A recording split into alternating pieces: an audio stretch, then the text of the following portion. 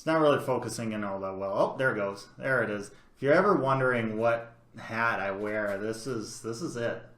This is it. And every time we play the Flyers, I always think back on that season and all the great memories that happened, and not only the surreal moment of winning the Cup, not just because of the Cup drought that ended, but also the way that goal scored.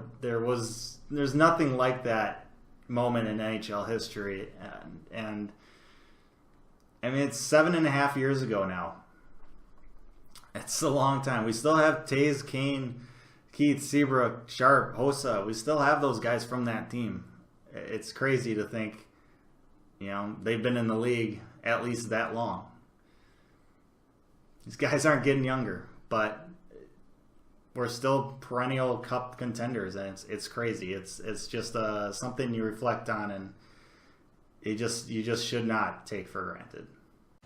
Yeah. Woohoo! We are in a snow week. Yeah, you can't get any better.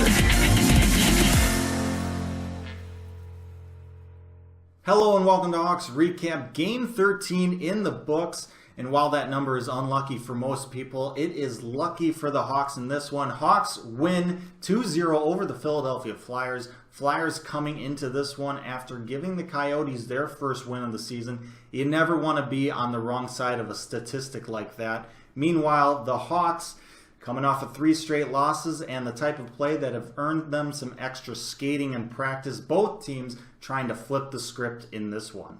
First period begins, and while the Hawks look like they might be a little extra tired from some extra skating and practice the day before, the Flyers are flying just like their name suggests, and they are ready to pounce. Thankfully, Crawford was on his game and stellar in this one, and he had to be because not only just the defense, but the offense did not really give him a whole lot of help. Kind of left him out to dry on many occasions, especially in this first period.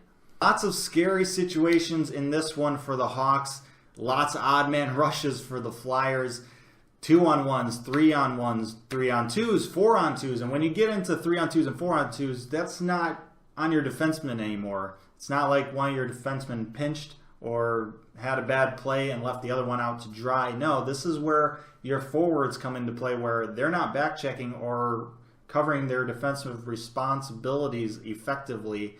And that's leaving the defense and Crawford out to dry. But Crawford said, no. This game actually took a bit of a turn in the Hawks' favor with a little bit under 7 minutes left in this first period. That's when Connor Murphy delivered a huge hit in the neutral zone. Seemed to kind of spark the team a bit.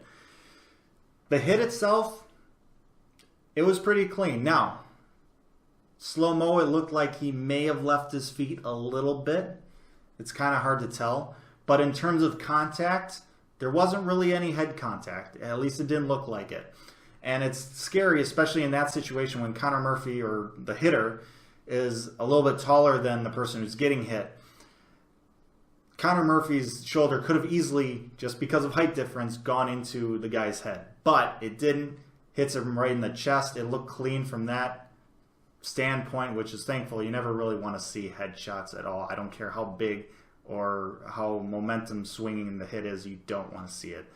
Glove goes flying too. It was a good moment for the Hawks. There was a fight that ensued after that, but Murphy kind of just obligated and grabbed and then kind of just didn't really fight and kind of just fell down and said, all right, let's just go to the box. Didn't want to really hurt himself or anything. So underwhelming fight, great hit, and a bit of a momentum changer for the Hawks. Let me know your thoughts on the hit, though. Was it clean? Was there head contact? Did he leave his feet? Let me know in the comments section below.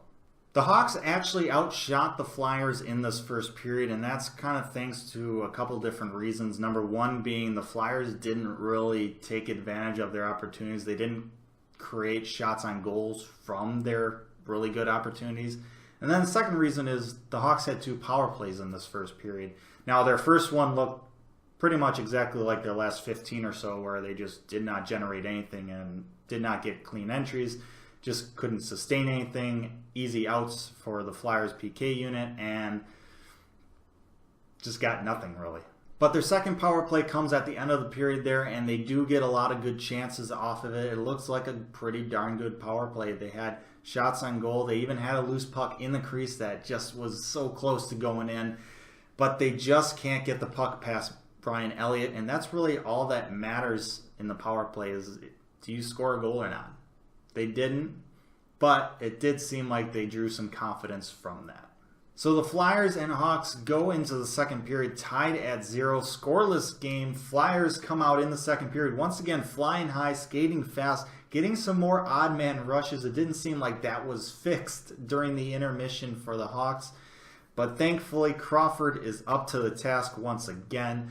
Hawks actually go on the power play early on in the second period, but they just can't get it done. They can't seem to get a power play goal to take the lead in this one. Tommy Wingels with a nice big clean hit in this period following Connor Murphy's footsteps. I gotta say, I'm enjoying the physicality that this fourth line or this team in general kind of has. It's that edge that we've been missing a little bit. Yes, our strength is not physicality. That's never been our strength.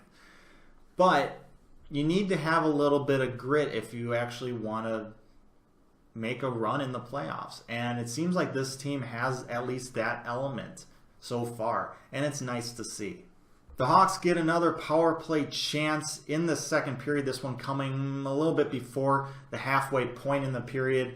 The Hawks win the offensive zone face-off, which is crucial, especially in power play situations. Set play, get it to Franzen. Franzen whips a one-timer slap shot from just on top of the circle on the left-hand side. There wasn't really any traffic between Elliott and Franzen, so Elliott had complete visual of this puck coming in, but Franzen has a heavy shot, and so this one's a blur, and it prevents Elliott from really sucking it in and not creating any rebounds. The puck gets loose in front. Anisimov is right there. He scores his third straight game with a goal. And the Hawks have scored a power play goal in a meaningful situation. This is a nice surprise. And the Hawks take a 1-0 lead. 20 seconds after the power play goal, the Hawks get some puck luck here. The puck, which has been bouncing around on this ice pretty much all game, goes in the favor of the Hawks here. The puck bounces over the stick at the blue line of the defenseman for the Flyers. Taze is in on a breakaway. He goes in towards Elliott. He takes it forehand, backhand, 5-hole. Oh, captain, my captain. It's a goal. 2-0 Blackhawks. The Hawks actually go on the penalty kill for pretty much 4 straight minutes. They commit 2 straight 2-minute minor penalties, basically back-to-back. Once the first one ended, they committed another one. So it was almost like a 4-minute minor for the Hawks, and in this situation it would have been really easy to give up a goal and have the Flyers get right back into this game. But thankfully the PK unit once again steps up like they have all season and kill these penalties, and the Hawks take the 2-0 lead into the third period.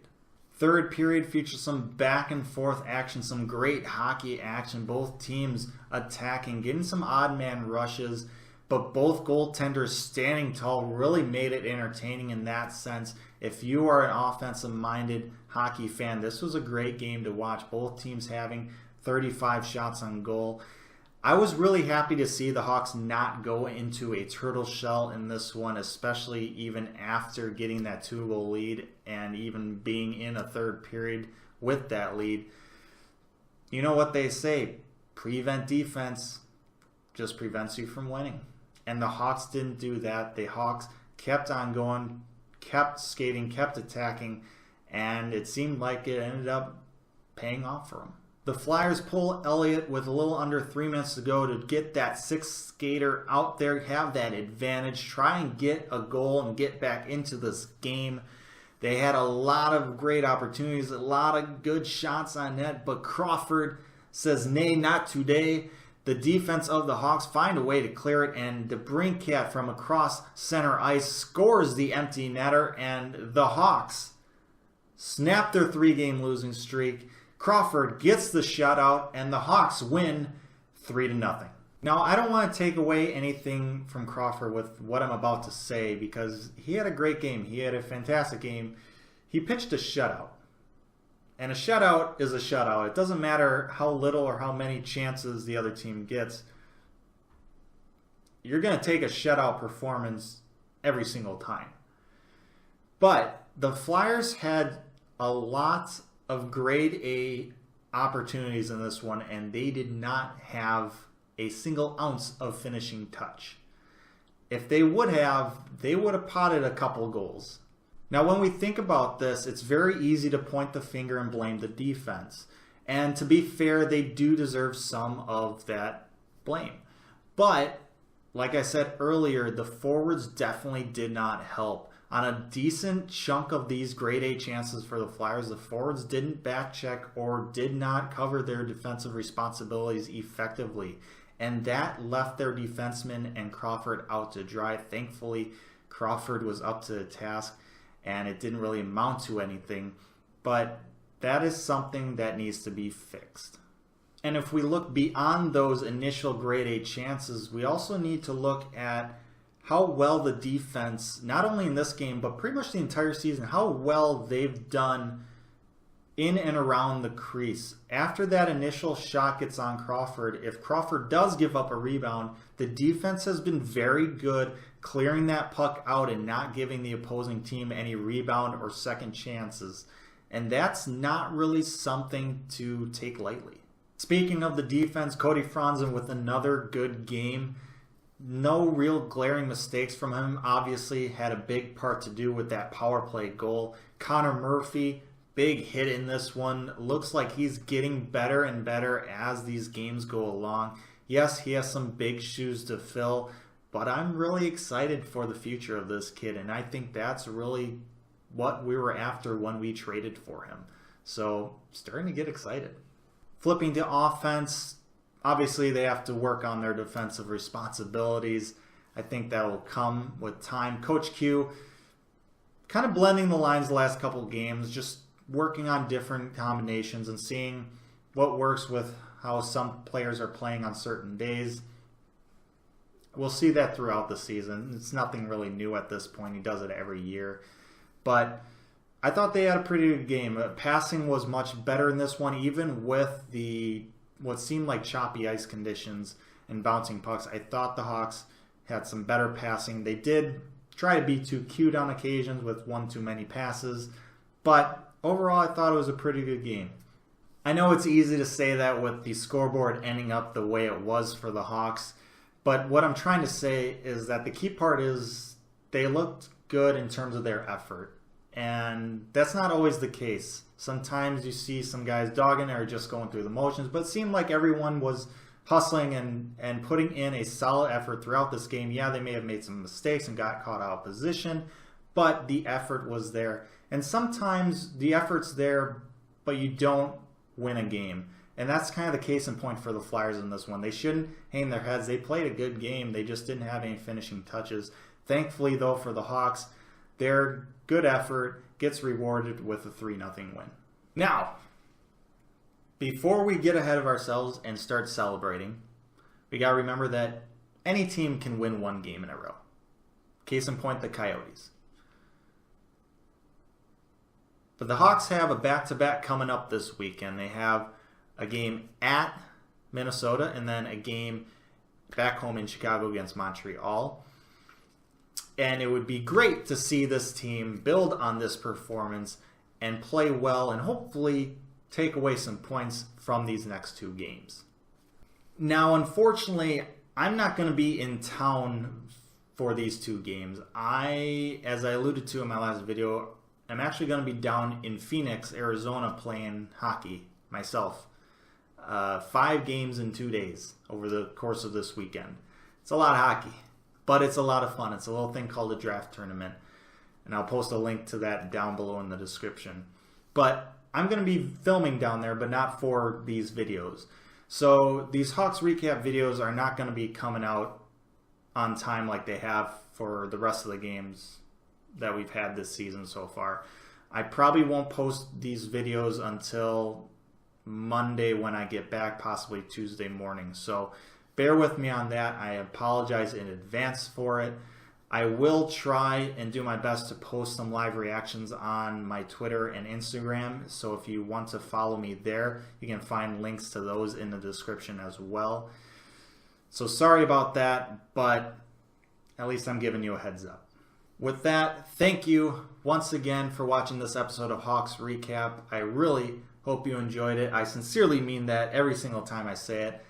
Let me know your thoughts on the game and the team's performance down in the comments below. Also, let me know how I'm doing. I'm always looking for ways to improve, so let me know on that front.